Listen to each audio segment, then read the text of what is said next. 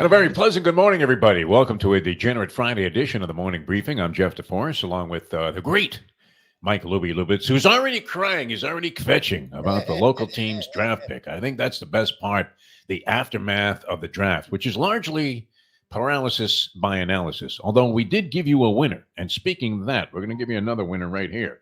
And we're talking about Bet Online. That's your number one source for all your summer sports this season, from MLB, golf, NBA, and NHL playoff stats. All the latest statistics, news, and scores available to follow your favorite teams. Get the latest odds and lines, including the latest team matchups, player props, and odds on just about every sport out there, and there's a whole lot going on. Head to the website today or use your mobile device to get in on all the action. Bet Online, where the game starts. I mean, the massive degenerate could have really gone broke or gone rich last night between playoffs of both varieties, NBA, NHL, and the draft. I mean, if you put money on the Falcons to get Penix was thought to go in like the second round. You could have made a ton of money on that pick. Kirk Cousins, they just signed him for like $180 million. I think they guaranteed like $179.9 million of that. Kirk Cousins, nobody has played the system better than Kirk Cousins. We talk about Neil O'Donnell, and he was in free agency. Seemed like he was a free agent every year. You had Kirk Cousins with the franchise tag. I mean, nobody took advantage of the franchise tag quite like Kirk Cousins. But that had to be somewhat of a shocker, kind of like, you go in and look in your bank account, one of those things where, you think you got about 10 grand in the bank, and then you go to withdraw like 200 and it tells you you're out of funds. And you're thinking, what the fuck? And the next thing you know, you realize that some guy from Nigeria had transferred all of your money to a bank account in Guam. And you can't touch it anymore. You're out of it. You call the cops. They can't do anything. Yeah, it happens, I mean, this computer age. Or, you come and you're looking for your car in a parking lot. And then you're thinking, well, I know I parked it somewhere over here, but it's gone. Somebody just made off with it. Kirk Cousins, I don't know. Does he feel like that? He still gets paid a substantial amount of money. But you had to think that in drafting Michael Penix at number 8, that the Falcons are not inclined to believe that Kirk Cousins is going to be around for the life of that contract. I mean, he's 36 years old, coming off an Achilles injury. And so maybe there was some rationale behind the idea of drafting a quarterback. But it did seem like the Falcons could have done a lot better for themselves if they had just drafted people to help Kirk Cousins. There were a lot of flashy wide receivers still available in the draft. And that was, I guess that was the shocker. That was the first one that had Mel Kiper's hair standing up like Don King. What's great about the draft, though, and we gave you a winner. We told you that Caleb Williams would be the number 1 overall pick. And that's kind of where we lost our momentum. No, I mean, the first 4 picks laid out just like everybody had. It was universal that it was going to be Jaden Daniels going number 2. Number 3 was going to be Drake May, although people question what the Patriots are going to do. And then Marvin Harrison Jr. was supposed to be the best of the wide receivers, although Malik Neighbors really gathered a lot of momentum as the draft approached. And then you had at number 8, essentially the first shocker. I like the Johnny Chan-like bluff that Jim Harbaugh perpetrated on the unsuspecting NFL public, as he implied that he was willing to trade Justin Herbert to take J.J. McCarthy, his guy from Michigan, who became the fair-haired boy of the draft. I don't know that he dropped significantly, but the Minnesota Vikings, who ironically lost Kirk Cousins to free agency, went ahead and jumped all in on J.J. McCarthy at number 10. But outside of that, Lubie, a ton of offensive players taken. I don't know. Were there any really shocking developments? Like I said, the best part is Chop Robinson, who went to the Miami Dolphins, our local hometown team. At first, you're thinking, yeah, okay, that seems like a pretty good pick. And as we said, even I would look good in highlights if I was presenting my highlights to the NFL draft people. Yes. And the guy looks great in highlights, but you're saying that a certain gentleman that we have great respect for his opinion thinks that this Chop Robinson pick might be the biggest waste since the Dolphins drafted Billy Milner in the first round many years ago. I try to compare him to, because I had heard of him through the year. I heard him when they played Michigan. I think he played well. And when they played Ohio State, I think he played well. So, like, he played big in big moments. So I had heard their name. And then leading up to the draft, they talked about the kid from Alabama. They talked about Verse, and they talked about Robinson as the edges that were first-round caliber guys. Verse was your Florida State kid. Dallas Turner. Yeah, Dallas Turner from Alabama. Jared Verse from Florida State. And Chop Robinson. Like these were guys that, and in mock drafts, you saw them all in the top 20.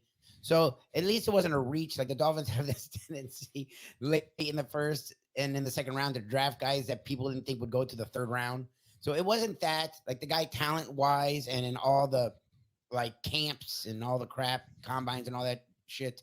And he did have enough film where you could be like, okay, the guy has a lot of physical to twitch, all that garbage they talk about with the edges.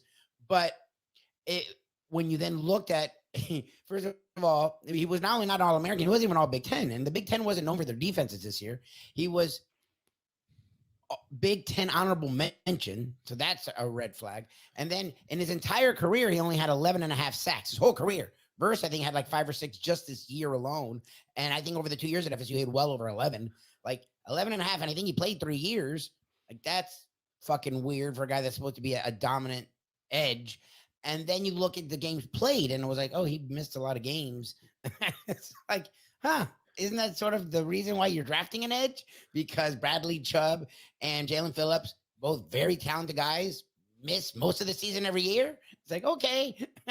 Makes perfect sense. Who's ever in the Dolphins draft room over history seemed to have at least a slight element of brain damage when they're making these selections. So people are crying about that, but that's at number 21. Once you get to that point in the draft, I don't know. There were many talented players available. I don't know that they felt that they needed a cornerback. They lost Xavier Howard to free agency in the offseason. They did accumulate some players at the positions that they were hurt most badly by free agency and defections and guys who they just had to release because they were making too much money for their productivity. But we've never known exactly what Chris Greer, the general manager of the Dolphins, was up to. And he is always a subject, prone to be the subject of the magic question in sports, which is, how the fuck does he keep his job? Exactly. What the heck does this guy do? Even my dog reacted to that. That's pretty incredible. All right, it was a big night. It's interesting to me. I mean, they started televising the draft in 1983, and that was very useful to me because at the time I was relatively new in Miami, and I wasn't inclined to get all caught up in draft minutia and draft speculation. I don't know that anybody was. And you had to wonder, I mean, when they had the meeting, the staff meeting at ESPN, and somebody finally spoke up and says, hey, you know what we ought to do? Why don't we televise the NFL draft? Yeah. I mean, how long did it take for the laughter to settle down from the other executives that might have been in the room there? You want to do what?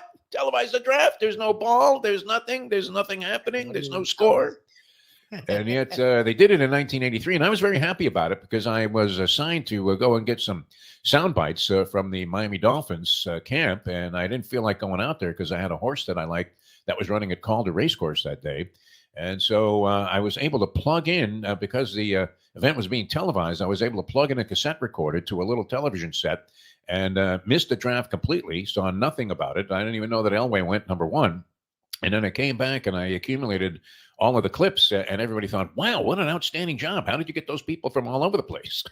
As it was great to cover up for the fact that you didn't really want to pay attention to this thing to begin with. But think about what was happening last night, Louis. This was on ABC. It was on ESPN. It was on ESPN2.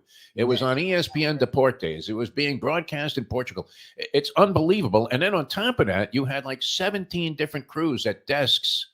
Who are these people that go to Detroit to watch this? What kind of fanatical fan do you have to be? 300,000 people. Look, our friend, the professor, who will be joining us later today, has done a draft. He went to Chicago when Chicago had the draft, and he said it was a good experience.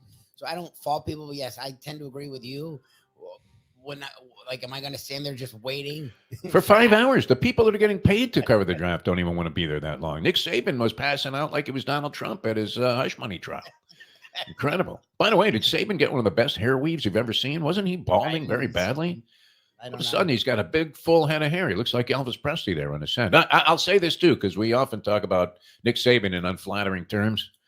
But I thought he did a pretty good job there. He's not inclined to the gratuitous laughter that is so standard in sportscasting and newscasting these days, where somebody says something that's completely unfunny, and the other 6 guys on the set are like, kind of like this show. But Nick wasn't taking part in any of that, but I thought he was pretty much righteous in some of his analysis. He wasn't inclined to rip anybody, but you could tell when he was saying, well, you know what, I'm not sure this is a little suspect, as compared to Mel Kiper, whose hair is standing up like Don King after he says, you got to be kidding me. That's a reach. Was that word wasn't thrown about so much last night. It was mostly, well, he has all the essential tools to be a good one. They were very That's positive about it. I because of what happened between ESPN and FSU, I couldn't watch a lot of the ESPN stuff, especially Herb Street. I think had a hand in FSU not making the playoffs, so it was really disgusting. So I ended up watching NFL Network, and I'm not a big fan of them either, but they did not say anything negative about anyone. Like, even when they would go, oh, this could happen. Huh, that's weird. It would happen. They go, oh, wow, what a player. I'm like, you were just questioning. Everybody's a genius. It was Hubie Brown syndrome, wasn't it? Where it didn't matter. A guy could draft a circus midget for the Minnesota Timberwolves with the first pick overall in the draft. They could draft Billy Barty, and Hubie Brown would go, well, that's a very astute pick. I tell you what, people don't realize how important the overall floor game is, and this guy's so close to the floor, he's going to play a really good game. You got to be kidding me, Hubie. I know you're 90 years old, but Jesus, you don't have to suck up to everybody. It's incredible. And you could be paralyzed by it. We did give out a winner. We told you, go ahead and lay the $200 to win $1 on Caleb Williams being the #1 overall pick. I don't know if the people at Bet Online were taking a lot of action on that. To make any money on that, you would have had to come up. You had to have a bag of $2 million. Yes. And then you could have made yourself $10,000, which might have been significant if you wanted to risk the $2 million. But how anxious would you have been? I don't know why it was necessary for the Chicago Bears, who, after they traded Justin Fields, was there anything else that they could do? And they took like 9 minutes and 59.9 seconds to send in their pick before Raj got up there. And one of the interesting aspects of the draft, possibly the most interesting, did you notice that the players lightened up on the bear hug, the man hug that they were giving Roger Goodell, because he was on injured reserve. He had back surgery.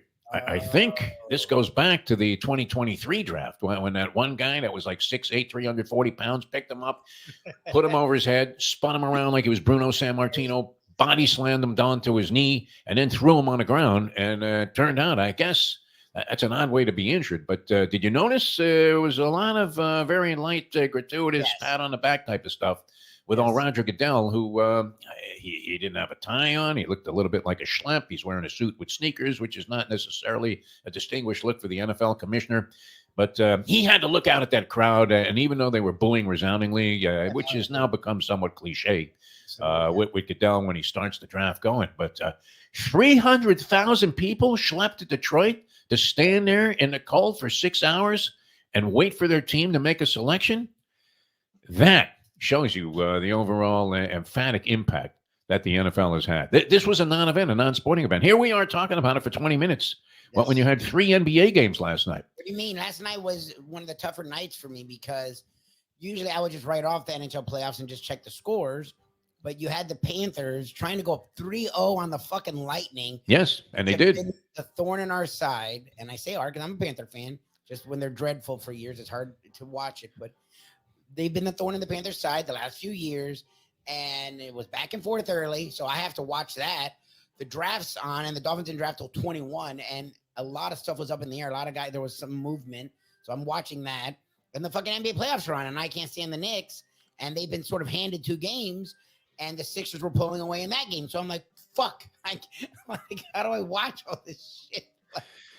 They needed body bags for some of the players to cart them off the court there in that Knicks-Philadelphia game. That was great. My favorite aspect of it, Philadelphia gets back into the series with a win. Joel Embiid goes for 50 points, even though he can only see out of one eye because he's got like Bell's palsy in addition to all the ailments. Isn't that like a real thing? Like, isn't that like a... Bell's palsy is nothing to sneeze at. I mean, your face kind of freezes.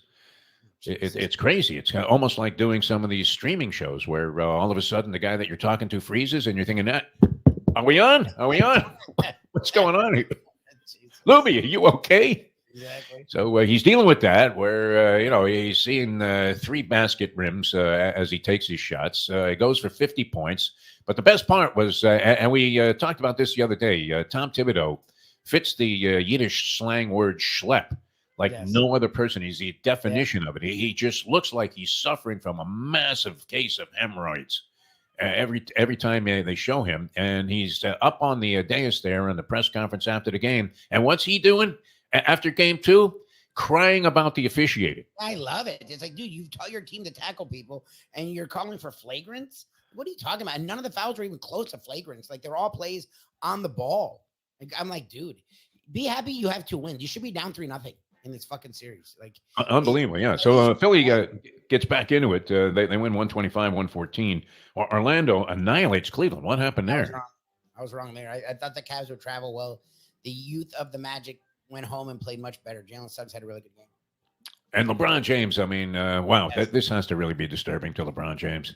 To think that they've lost 11 straight to the Denver Nuggets. They always start out like a powerhouse, like they're absolutely on fire. They were up 8-0 in this game, first couple of minutes. Everybody's talking about, whoa, you know what?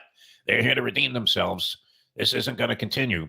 And they end up now 0-11 in the last 11 games, 112-105, the Denver Nuggets, looking every bit like they have an excellent chance to repeat, although it's surprising that they're so easily handling the Lakers, who were competitive with them last year and came back with the same roster. Now everybody's criticizing the Lakers for returning the same team.